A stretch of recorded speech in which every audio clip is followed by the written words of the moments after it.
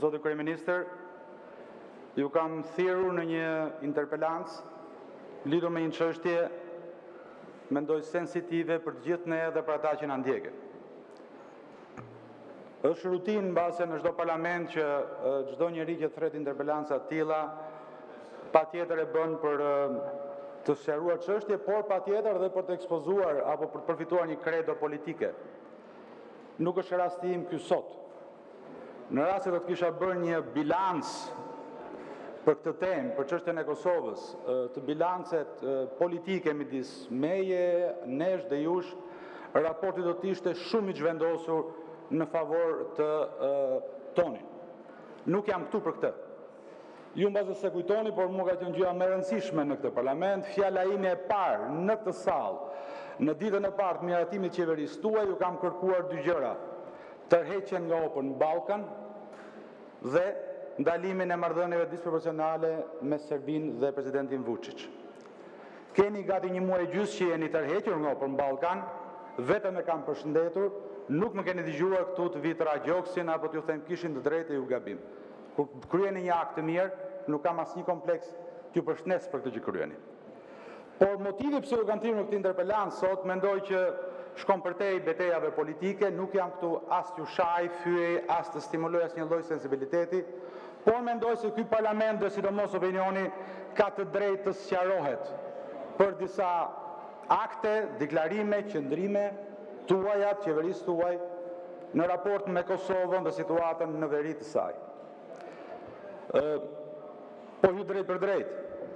Në datën 19 qershor, ju në një status në Twitter, duke ju shtuar radhës atyre që e kishin vënë në presion kryeministrin e Kosovës Albin Kurti për të tërhequr forcat speciale nga veriu Kosovës, dhe sidomos përmes, nëse do të quanim gur, patjetër një gur që vinte nga Shqipëria në atë ditë për Albin Kurtin ishte ndër më të rëndët, keni deklaruar se Albin dil nga vetë izolimi, deeskalo situatën, të riq forcat speciale, ose në të kundërt, rrezikon të kemi një republik të këforit në veri të Kosovës dhe atëherë lamtumir sovranitetit të Kosovës mbi këtë pjesë.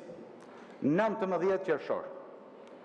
Në 24 qershor, të gjithë dini se çfarë ndodhi. Një komando armatosur serbësh, por e dërguar dhe mbështetur nga Beogradi, tentuan me një agresion ushtarak të aneksojnë pjesën veriore të Mitrovicës, me plan të qartë për vendosur kufirin e Serbisë me Kosovën në Ibër. Dhe po të mos kishte qenë reagimi i policisë Kosovës, atyre forcave speciale që i bënin presion të gjithë, edhe ju, mbas edhe ne, ti tërhiqnim, realisht kufiri rrezikon të ishte në Ibër. Vjojnë me qëndrime, me njëherë mbas ngjarjes së 24 qershorit, ju në disa raste dhe në disa media tuaja keni kërkuar nga këfori të marrë në kontroll veriun e Kosovës, që gati ngjante si një lloj replike me atë çfarë kishit paralajmëruar në datën 19.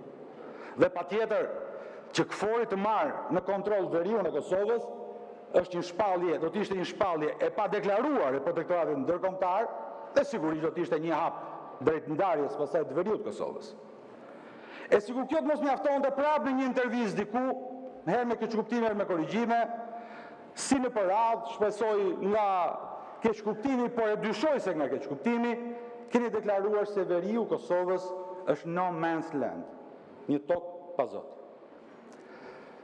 Zoti Kryeministër, në rast se ju do më thoni të gjitha këto janë lapsuse apo gafa politike, kjo interpelancë do e mbyllja këtu, do të rigjesha në vend dhe thoja njerëz ndjes kryeministri është ngatruar, ka bërë një lapsus. Ndodhin dhe të tilla. Por shqetësimi im është tjetër, sepse të kombinuara njëra me tjetrën, dhe duke qenë se ka një precedent, të paktën në mungesë në prezencë të qartë të paqartësisë suaj, në raport me një tentativë apo një tezë të hedhur vite më parë për shkëmbim kufish në veri të Kosovës, nuk e keni mbështetur me zë, pas më keni kundërshtuar me zë, lën hapësirë për të dyshuar ose për t'ju pyetur Nëse ju e besoni se realisht këtë një projekt i cili mund realizohet, nuk jeni vetmi dhe ju garantoj nuk është një tabu kjo. Ka shumë diplomatë huaj dhe në Bruxelles edhe për te oqeanit që janë familiarizuar me tezën ose besojnë tezën se ndarja e Kosovës mund të jetë një paqe permanente midis Serbisë edhe Kosovës. Ka diplomatë që pohojnë këtë gjë, ka shkolla njerëz që mbështesin këtë histori. Nuk është tabu, duhet ta ballafaqojmë këtë gjë.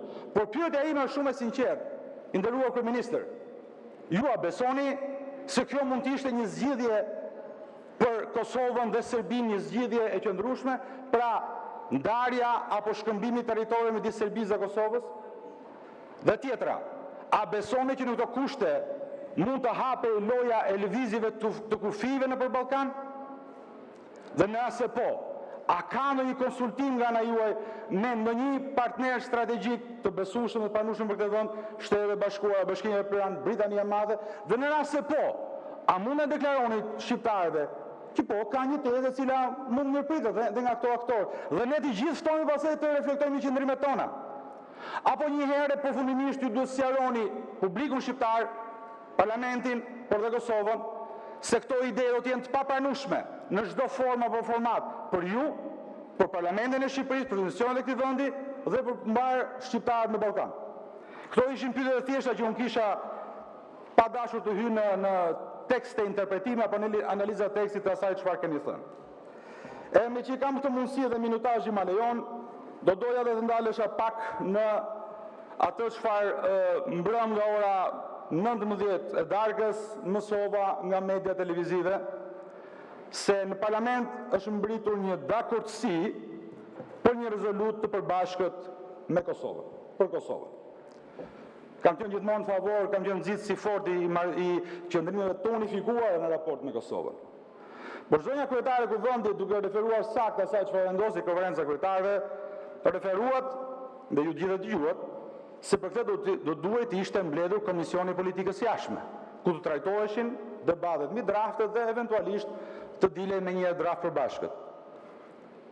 Mund jemi fyer si antar i Komisionit Politikës Jashtme, besoj dhe kolegë të tjerë. Komisioni Politikës Jashtme nuk është mbledhur asnjë orë për të trajtuar këtë temë. Dhe unë nuk e di ku ka mbritur kjo marrëveshje. Sigurisht takimi informale në të lirë të bëj çdo kush. Por Komisioni Politikës Jashtme të këtij parlamenti nuk është mbledhur asnjë orë për të drejtuar, debatuar apo diskutuar drafte, propozime, amendamente të një deputeti, disa deputetëve, grupe deputetëve, asnjë orë. Dhe unë sot shoh që keni mbritur me një tekst këtu me një rezolut me vetëm 3 fjali për Kosovën. Sigurisht, fjalia kryesore është se mbështetni rezolutën e Kosovës. Po dhe kjo, pa e cituar, po vetëm duke o referuar. Më falni dhe ju shoh gjithë do të orkistin për arritje të madhe në këtë histori. A jeni në vete? Po kjo është detyrim kushtetues si çdo kryeministri, çdo njeriu në këtë vend. Si mund të mos mbështetësh Kosovën e të mos shkelësh kushtetuesin me këtij vendi? Kjo është arritje e madhe? Po ka që zëri Shqipërisë në raport me Kosovën? Kosova ka mundur të thotë ato që ka mundur të thotë në rezolutën e parlamentit saj. Dhe ju gjithë e dini Kosova është një situatë të brisht ndërkombëtare. Ka gjëra që i thotë dhe ka gjëra që nuk mund t'i thotë. Parlamenti i Shqipërisë nuk mund të fshihet mbas pamundësisë Kosovës për të thënë të gjitha gjërat. Parlamenti i Shqipërisë duhet buças për Kosovën, sepse Shqipëria njihet ndërkombëtarisht në çdo institucion, është antare e OKB-s, por fat mirë dhe antare e Këshillit të Sigurimit këto kohë, është antare e NATO-s, dhe si mundet Shqipëria të fshihet mbas rezolutës Kosovës. Por dhe këtu ka një lapsus që nuk e kuptoj pjesën tuaj se mund jeni komod, por nuk kuptoj realisht miq dhe kolegët e mi.